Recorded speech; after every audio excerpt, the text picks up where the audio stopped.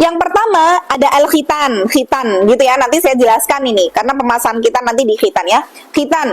Yang kedua adalah al-istihdad, mencukur bulu kemaluan.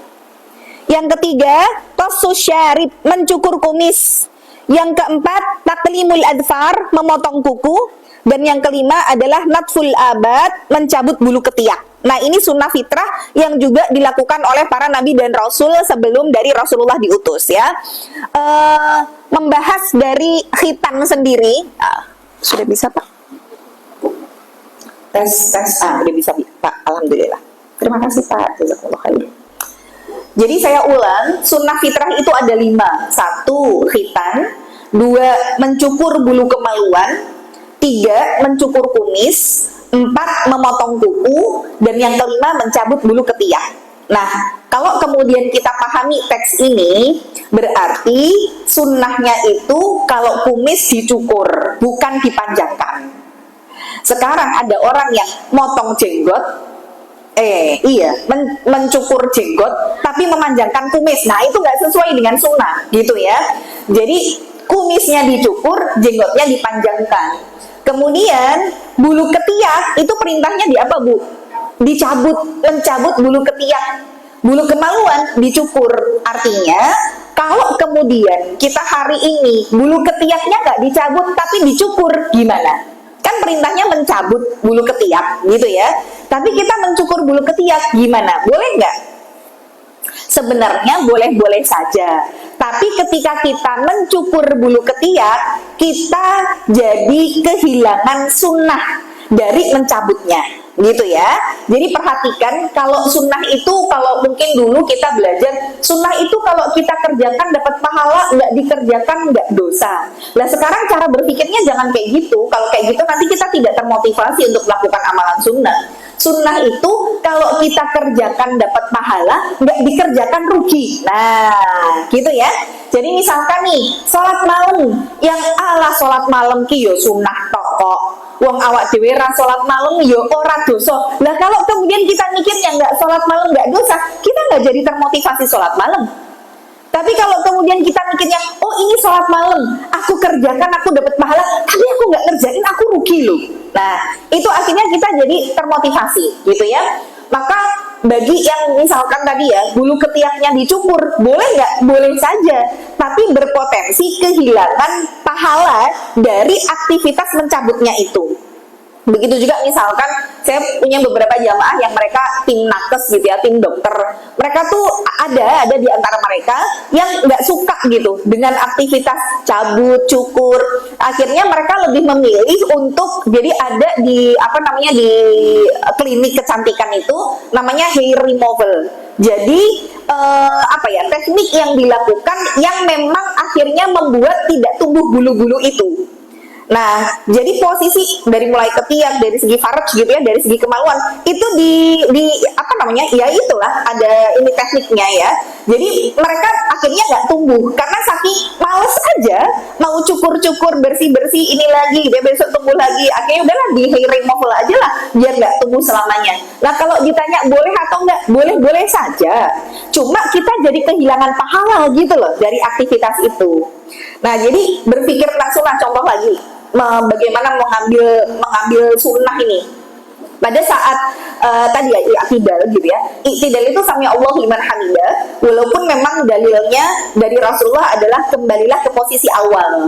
Makanya kenapa berbeda pendapat di era awal mula diperintahkan untuk sholat itu memang irsal Bu, Allahu Akbar, itu tangannya lurus sampai akhirnya turunlah yang kemudian disuruh untuk sedekap.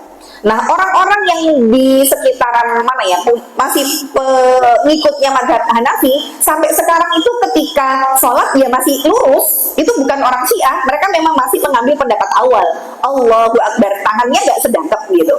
Maka ketika i'tidal kembalilah ke posisi awal, karena posisi awal lurus, ya berarti mereka tangannya lurus lagi. Tapi beda dengan yang diambil pendapatnya oleh Imam Syafi'i. Imam Syafi'i kemudian mengambil pendapat, loh kita itu kan awal mula sholat sedekap, berarti ketika kembali ke posisi awal ya sedekap lagi. Maka beliau mengambil pendapat kalau di dalam sedekapnya itu ada pahala lebih, maka beliau lebih milih sedekap lagi daripada tangannya lurus. Walaupun yang tangannya lurus tidak berdosa, tapi dapat kehilangan kesempatan untuk bisa dapat pahala dari sedekap tersebut. Mudah nggak, Bu? Jadi dalam sholat sendiri, nanti kan ada sunah-sunah sholat yang kalau kita tidak mengerjakan, sholatnya ya tetap sah, tapi kita kehilangan potensi untuk dapat tambahan dari pahala sunnahnya itu, gitu ya. Maka dalam masalah sunnah fitrah ini juga namanya sunnah. Walaupun ketika tidak dikerjakan ya kita tidak berdosa, tapi ini sunnah yang kemudian dilakukan oleh para nabi dan rasul gitu, sehingga kita juga mengikuti apa yang menjadi petunjuk dari beliau-beliau ini. Maka sunnah fitrah tadi ada 5 gitu ya. Kalau kemudian kita bahas dan bedah satu-satu, dalam masalah khitan akan berbeda hukum antara khitan laki-laki dan khitan perempuan. Nah, khitan laki-laki itu bisa dilakukan sejak usia bayi, tapi kalau khitan wanita nggak bisa sebenarnya. Nah, awal mula ada khitan itu gimana? Nah, saya mengawali dulu, karena ini dari Nabi Ibrahim alaihissalam ya. Jadi pada saat itu Nabi Ibrahim itu kan memulai dari perjalanan dakwah beliau, perjalanan kehidupan Nabi Ibrahim itu ke 3 negara besar. Satu Babilonia. Babilonia itu di kawasan mana? Di kawasan Irak. Jadi Nabi Ibrahim itu bukan orang Arab, Bu, orang Irak. Ya. Kemudian dari Irak beliau nanti ke Palestina melewati Mesir, barulah kemudian di Palestina nanti ke Mekah. Jadi ini 3 negara besar yang kemudian disinggahi oleh Nabi Ibrahim alaihissalam. Jadi Nabi Ibrahim ketika berada di Babilonia gitu ya, benar-benar tidak ada yang beriman sama beliau, kecuali satu saja, Saroh istrinya. Dan pada saat itu Raja Namrud sampai akhirnya membuat simbol kebencian kepada rakyat Babilonia dengan mengatakan Ibrahim ini akan kami eksekusi dengan dibakar, dan bagaimana pembakarannya itu disaksikan oleh seluruh rakyat yang ada di Babilonia, bahkan dilakukan di alun-alun kota. Dan ketika kemudian Raja Namrud itu pengen setiap dari rakyatnya itu punya kebencian, sampai setiap orang diperintahkan untuk mengumpulkan kayu bakar sebanyak-banyaknya untuk membakar Nabi Ibrahim. Sampai ada seorang nenek yang tinggalnya di dalam hutan, karena saking bencinya sama Ibrahim ya, dia mengatakan, aku mendengar bahwa besok ada eksekusi Ibrahim. Seandainya aku bisa datang. Padahal dia buta, tinggalnya di tengah hutan. Kemudian kata anaknya, kenapa Nek? Kok engkau mau datang ke pembakarannya Ibrahim? Apakah engkau mau untuk membantu Ibrahim? Kemudian kata si nenek, enggak, aku mau ikut nyumbang kayu bakar buat membesarkan apinya. Loh, itu saking bencinya tuh, tidak ada satupun yang akhirnya beriman sama beliau. Akhirnya ketika dieksekusi, itu saking kayu bakarnya itu banyak banget, karena dikumpulkan oleh setiap dari rakyat ya.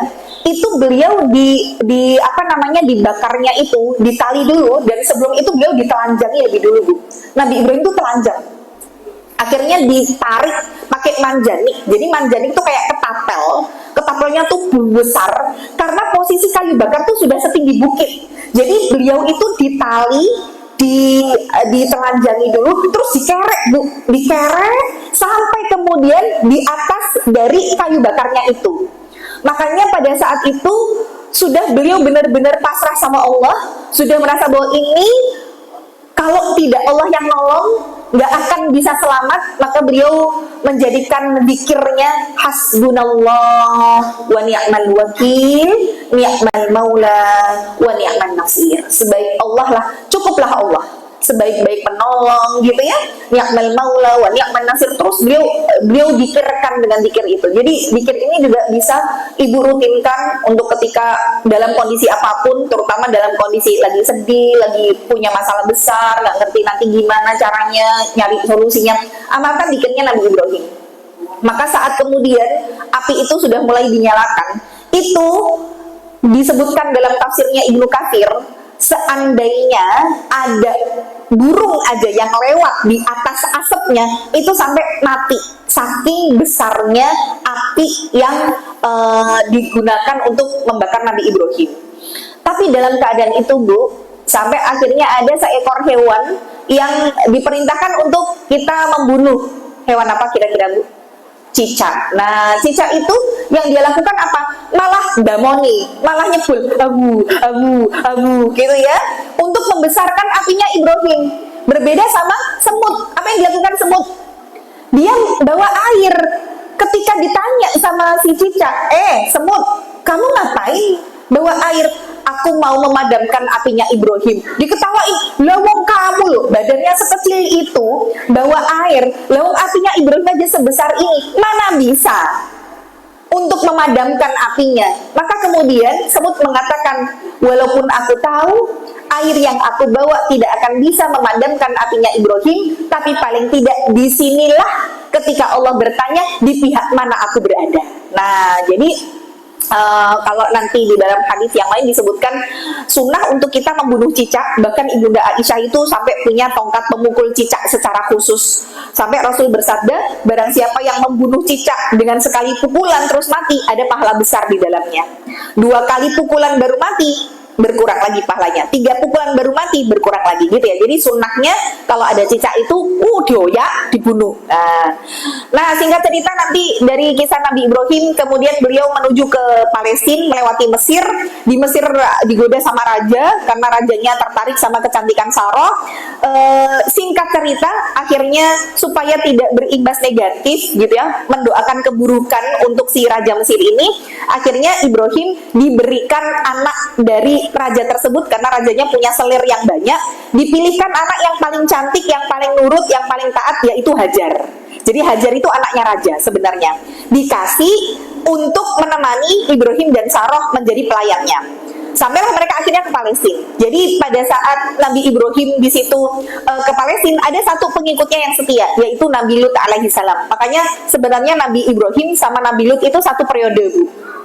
Makanya ketika nanti ada malaikat yang datang kepada Nabi Ibrahim ngabarin bahwa nanti akan lahir anak dari Sarah, yaitu Ishak, itu kondisinya Nabi Ibrahim didatangi sama malaikat yang sebenarnya malaikat itu mampir ke Nabi Ibrahim karena tujuannya ke Nabi Lut mau mengadap kaumnya. Nah, itu mereka seperiode gitu ya, cuman beda tempat diutusnya. Maka ketika sudah sampai di Palestina, kemudian Sarah tidak punya keturunan gitu ya, belum Allah kasih keturunan, dan malah menikahi Hajar, dan akhirnya Hajar langsung hamil. Nah, disinilah kok ada syariat khitan itu.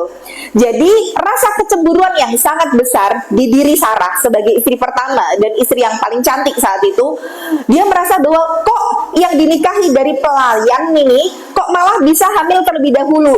Maka ketika melahirkan Ismail, Sarah ini bersumpah, demi Allah, singkirkan wajah dia dari hadapanku dan akan aku potong dia menjadi 3 bagian. Nah, ini sumpahnya Sarah. Saking ngerasa sakit hati banget gitu ya, kok madunya malah punya anak duluan gitu. Maka ide untuk meletakkan atau meninggalkan Hajar dan Ismail di Mekah itu sebenarnya karena Sarah cemburu berat. Dia nggak mau untuk melihat wajahnya Hajar dan Ismail. Singkirkan dari wajahku dan aku akan potong dia menjadi 3 bagian. Inilah akhirnya Allah supaya, karena walaupun Sarah saat itu menyesal dan beliau adalah seorang wanita yang solihah, tahu bahwa apa yang menjadi sumpahnya ini ya sebuah keburukan, tapi sudah terlanjur terucap menjadi sebuah sumpah, maka Allah akhirnya memerintahkan supaya dia juga tidak melanggar sumpahnya. Maka dijadikanlah untuk dipotong 3 bagian wanita, 1 khitan, 2 tindek kanan kiri.